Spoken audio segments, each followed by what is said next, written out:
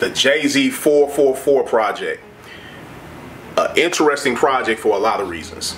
You know, I know a lot of you out there thinking like he's talking about something on this album, but to me, him being open to ridicule is what's the jewel of this album. Because this is the first time I have ever heard anything about Jay-Z's personal experience or his life. Like, he's actually laying it out there like, yeah, I've had situations with my wife. You know, I felt this way at one time or another. And that's one of the greatest things that anyone can do to connect with people. So I feel like he'll create a new following just from being open on this album. Now, taking what Jay-Z just did for yourself, understand that when you're open and you're unfiltered in your approach, people will connect with you and come into your life from all angles.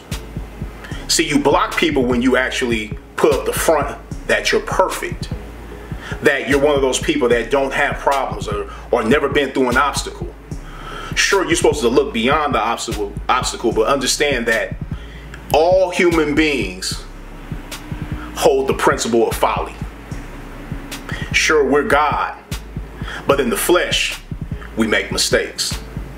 So with Jay-Z, this to me is not his best album by any means. And it's interesting because just like my boy Dame Dash, it's like Dame is unfiltered. Jay-Z showing himself as being unfiltered is an interesting take on his approach to creating music. I actually like it. But it's not my favorite album, but it's definitely worth listening to, checking out. He has a lot of dope topics that he talks about. He talks about, you know, on the song Family Feud, he talks about how we all should stick together, and black people, we should all stick together and support each other's businesses. I'm all for that. That's what me and Dame talk about on the hip hop motivation videos. He talked about creating legacy on the last song. I think the song is called Legacy, where his daughter asked him, Daddy, what's a will? And he went into it talking about, you know, actually giving out his request on his will on where he wants things to go. Dope. You know, the OJ song, the OJ story, great song. You know, talking about no matter what, you still looked at a certain way because ignorant people put black people in a certain category that keeps you under the category of that you're still a nigga, or you're a gangster, a thug, or whatever it may be, which is ignorance. No one should be placed under any category.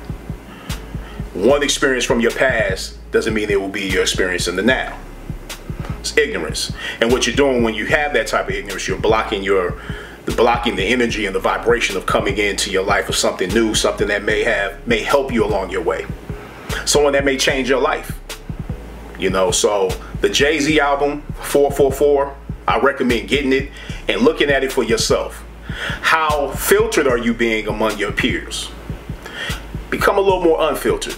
Be yourself. Embrace your own unique qualities. Embrace your mistakes. See, the only way you can correct anything is when you acknowledge it does exist. So I give Jay-Z's album a 8, maybe 8.5. You know what I'm saying? It's not my favorite, but it's dope. You know what I'm saying? And I just think that it's worth listening to and taking in and just saying for yourself, how much are you acknowledging your mistakes? See, acknowledging mistakes is what really brings you forth to not commit those same crimes again, over and over again. This is Kenyatta of Hip Hop Motivation. Peace and blessings. What's happening? It's the big homie Kenyatta. Make sure you like, comment, and subscribe to our YouTube page. And if you haven't already, hit the notification so you can get an alert each and every time our hip hop motivation videos come up. And also, thank you for your support. Peace and blessings.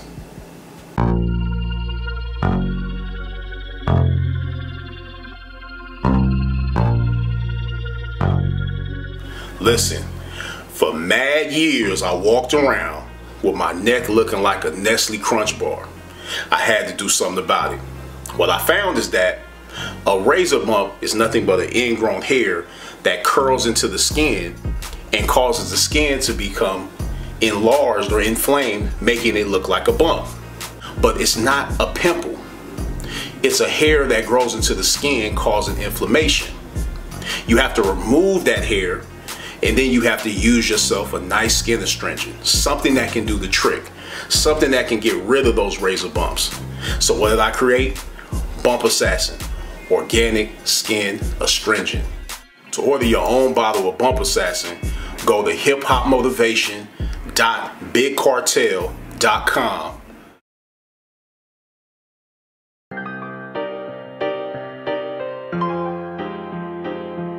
Yo, you can either think of a master plan or get mastered by somebody else's plan. Check it. As a barber, one of the most important life lessons I learned is to never do anything without seeing the ending result first.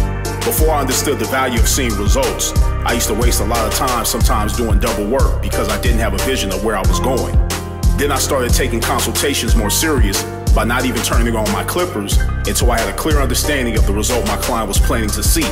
And in turn, it became easier to achieve the style they wanted to see in half the time.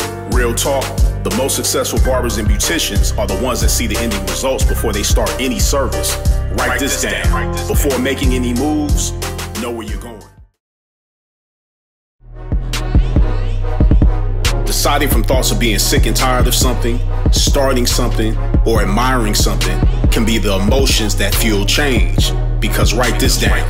Emotion leads to passion, passion leads to action, and action leads to results. Word up. Question: what's the #1 killer of dreams? If you said fear, you're wrong. Fear is on the list, but it's not the #1 killer. The #1 killer of dreams is comfort. The comfort of a good paying job or in an active relationship can seduce us for many years into the rhythm of accepting things without making any moves to change, further numbing us into a state of zombie-like passiveness. Write this down. Passiveness will cause your dreams to pass you by.